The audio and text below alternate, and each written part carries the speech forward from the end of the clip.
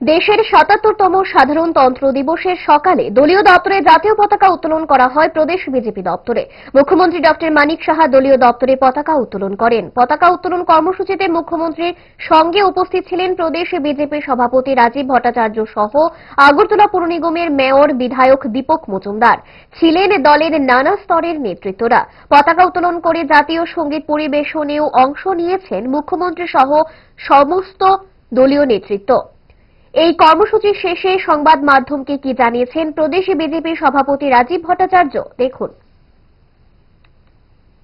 যে আমাদের এই ২৬শে জানুয়ারি প্রজাতন্ত্র দিবস আমরা উদযাপন করি, এই প্রজাতন্ত্র দিবসের পুণ্যলগ্নে আমি আপনাদের মাধ্যমে সমস্ত রাজ্যবাসীকে অসংখ্য ধন্যবাদ জানাচ্ছি। ভারতীয় জনতা পার্টির তরফ থেকে আমরা আমাদের পার্টির যে কার্যালয়, সেই কার্যালয়ে জাতীয় পতাকা উত্তোলনের মাধ্যমে আমরা এখানে সমবেত হয়েছি।